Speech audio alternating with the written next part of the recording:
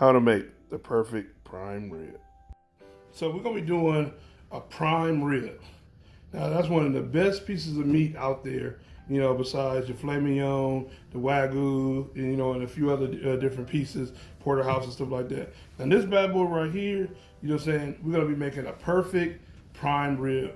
So this is great for, you know, this piece of meat, you know, is good for about 6 to 8 people, depending on the size of the meat that cuts that you're gonna be doing. But this is a 7-pound ribeye, you know what I'm saying, steak. So we're gonna be ribeye roast. So what we're gonna do is we're gonna be making a prime rib. I'm gonna show you real simple and easy, you know what I'm saying, how to do it. What I'm first gonna do is, you know, I'm gonna cut the bone off of the meat, but I'm not gonna not cook it with it. So I'm gonna tie it up, you know what I'm saying, with it, because we know what? We all know the bone is flavor. So, you know what I'm saying? So I'm actually tie it back up, twine it to it, and stuff like that. If you don't want to do it, you can have your butcher do it, a local, you know, butcher. You know, it's already trimmed and everything and ready. So we're going to do is season it up and everything. I'm actually pat it down, you know what I'm saying, to make sure it's dry. You know, because that's what you always want to do. You want to try to get as much moisture off of, you know what I'm saying, your prime rib. You know, you see the marbling. Oh, this is going to come out amazing. You know what I'm saying? Marbling is flavor, fat is flavor. You know what I'm saying? So, you know, you just do it all over, kind of pat it down and stuff like that. And then next I'm going to cut the bone off and season it up.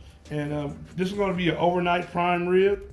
So we're gonna what I mean by that is, you know, I'm gonna let it, you know what I'm saying, you know, salt it up and, you know, let it leak out a little bit more water and fluid in it, so it can come out really perfect when we get ready to roast it.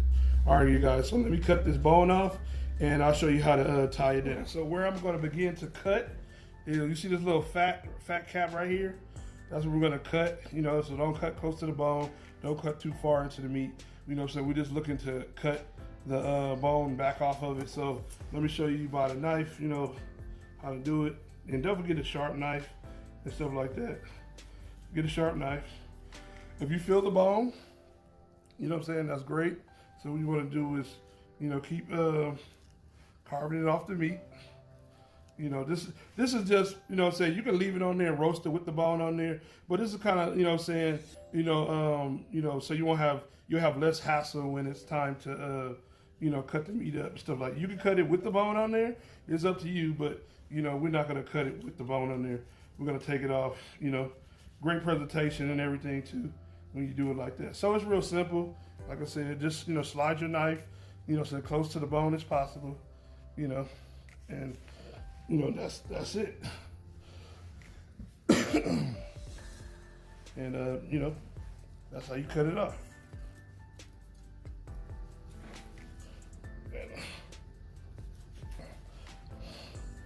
Here you go. So that's how you cut it off. And you can grill this up or eat this later and stuff like that. But I'm gonna get ready to show you how to tie this up. You know, tie this back on and everything like that. Because like I said, bone is flavor. You know what I'm saying? So bone is your friend. All right, so get your twine out. You can get this from anywhere, your local butcher store, or you can get it at Academy or, you know, any sporting goods store and stuff like that. So just pull it out. This is one way to measure it and stuff like that. So put it on the center, you know, of your rope, and this is how you measure it, you know. So once you get enough, you know, you just cut it. Make sure you have something sharp to cut it with, and that's how you measure the rest of your twine to tie it up. So let me finish measuring it up, and then I will show you what I'm going to do next.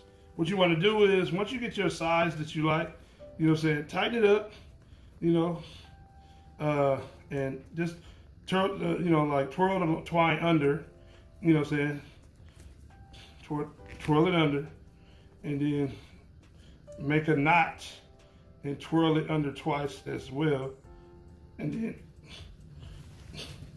tighten it up. You know, so you can clip the excess, you know what I'm saying, off, and you go on so on and so forth until, you know what I'm saying, you fully got them, you know what I'm saying, fully all the way together. Now that you got your meat all tied up with the bone on it, so like I said, you don't have to go through that step. You can just, you know, buy it already, you know what I'm saying, tied up but this one came with it. I tied it. So what we want to do is season it. So we're gonna be seasoning it with salt. Mind you, we're dealing with a prime rib, so we're not gonna be doing nothing, difficult and stuff like that. We're gonna be doing salt and black pepper and probably little herbs, and that's about it. But what we're gonna be first doing is just seasoning it and let it sit overnight, and then we're gonna be finishing up the roast. After it sits. All right, so that's the way I like doing it. So what you want to do is, season it generously, and don't be scared because this is a big piece of meat. So you want to definitely season it well all around and stuff like that. And don't worry about, like I said, you over seasoning it, because you're not over seasoning it. Remember, you gotta allow this salt to penetrate. So that's one reason why it's good to do it overnight, so the salt can penetrate, in the prime rib.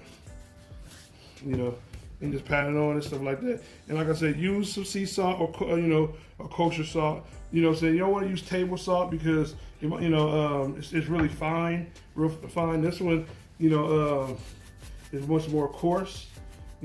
Salt, and pretty good use. So make sure you season on all sides and stuff like that. And and that's it.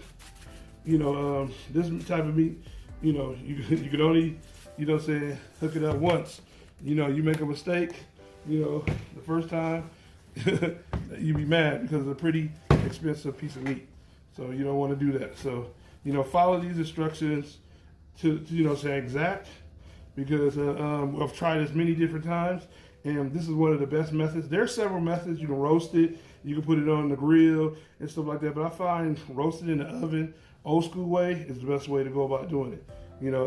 But I will be coming out with, other ways to make a prime rib, but today we're gonna be doing it salt, black pepper, and a little herbs. All right, so that's I finished salting it and seasoning it up. So what we're gonna do is put it in the pan and put it in the refrigerator uncovered, overnight, and then we'll be roasting it tomorrow. All right, so now we're gonna make the garlic-crusted herb butter. So when you wanna have half a stick of butter, you wanna have some fresh rosemary, some fresh thyme, and some minced garlic. So let's get over into mixing all these ingredients up, to get ready to put it on top of the prime rib when we take it out of the refrigerator. So after it rests first, then, so we can get room temperature, then we're gonna put it on top once it comes down to room temperature. Because if it's too cold, if the prime rib is too cold, then it will be too hard to put over the prime rib. So let's mix these ingredients in, and we're gonna put it on top of our prime rib next.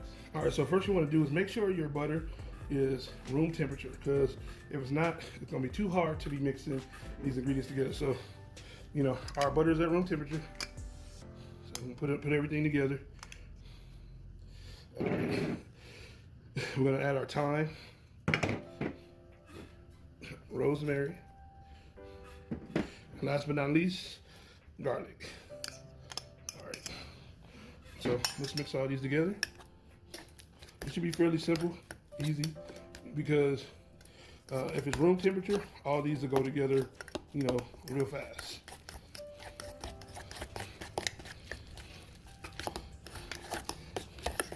And that's all it is to it. So let's go and get the prime rib, and get to putting this on top. Now that your prime rib has rested overnight with the salt and everything on there, what we're gonna do is, dab it, to get the little moisture off of it, because the drier it is, the better off it is. So just go around it and try to dry it off, with the moisture and like that before you put the butter on there, because it defeats the purpose of putting, so yeah, it did very well. You always want to do it. The salt, help penetrate through, the ribeye. So now we can put the butter on it. I'm only gonna put it on top, in the sides, not at the bottom, because when the butter melts, it's going to render down and go at the bottom of it, when you put it in your baking rack. So let's apply the butter now.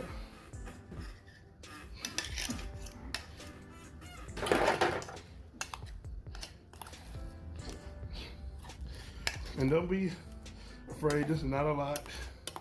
Mind you, gotta remember this is a large piece of meat. So, you know, this will help encrust it, put, you know, on top with these herbs, spices, and you're gonna have a bomb aroma to it and everything. So it's definitely gonna be a cool crowd pleaser. So first you wanna smooth it, you know, smooth it on evenly across like that. You know, get all around. Don't be scared. It may look like it's too much, but it ain't. You know, get some on the sides. You know, and yeah, and that's all there is to it. You know, I'm gonna finish smoothing it out, and we're gonna get over to, you know, putting it in the oven. All right, so put it in your roasting pan that you're gonna be roasting your prime rib in. You know, don't forget to add some pepper. You know, just sprinkle it over evenly. And believe me, it may look like it's a lot, but you gotta remember this is a large piece of meat. So salt, black pepper always goes well on beef. And don't forget, and also too, what you wanna do is preheat your oven on 450 degrees for about 20 minutes.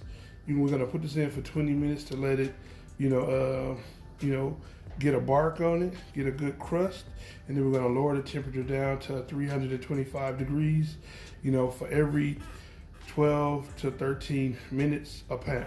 So this is a 7-pound ribeye, so that's around about an hour and 20 minutes. So after it's done, you know, we're gonna go on to the next part. What you wanna do too, in order to make sure you have a perfect prime rib, what you want to do is have a meat probe or meat thermometer. You know, you could have one like this where, you know, you just stick it right in and time it. So when it gets to get an internal temperature of 120, that's when you want to take it out. You know, you don't want to go no further than that. If you want it more than medium rare, or, you know what I'm saying, you could actually, you know, go up to 145. But I recommend for a real, you know what I'm saying, perfect prime rib, you know what I'm saying, it's supposed to be medium rare. So you want to have about 120 you know, Fahrenheit, you know, temperature inside of the meat. So we're gonna put the probe in, you know, and once it gets to temperature, it's gonna beep. But if you don't have that, you know, what you wanna do is gauge it by the pounds. So like I said, between 12 to 13 minutes per pound. So what I'm gonna do is put the probe in and set the timer, and we're gonna be on our way to a perfect prime rib. So now what you wanna do is enter your probe in the center. Make sure it doesn't touch bone, but have it in the center of your prime rib. And make sure you time or put your probe on 120 degrees. So once it reaches this temperature, it's gonna beep, you guys. So this is a perfect one. That's why I said you need a meat thermometer. Now that your prime rib is done, it took more time than I thought. It took about two hours to be done. But once the probe got to the temperature of 120, it was done. So what you want to do now is cover it and let it rest. So cover with some foil lightly. Let it rest for about 30 minutes before you cook it, because you don't want to cut it right away, because all of your juices will bleed out. So let it rest and then cut it, after 30 minutes.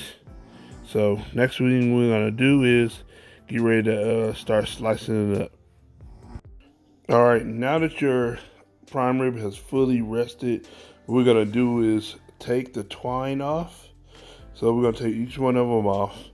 And the reason why it needs to rest, I'm gonna let you know. Mind you, this is one of an expensive piece of meat, so you want to make sure that it doesn't bleed out.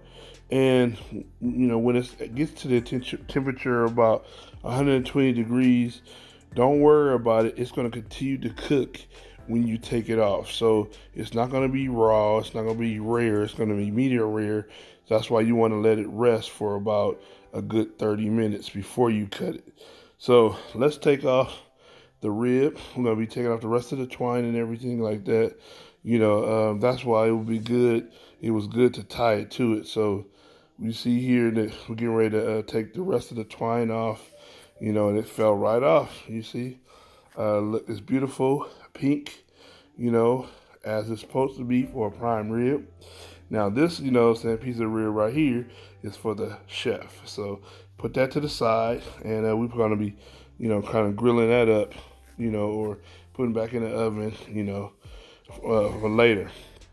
So what we want to do now is get ready for it to be sliced. So what you want to do is have a long, knife.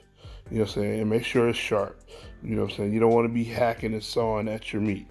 Because, you are serving your guest.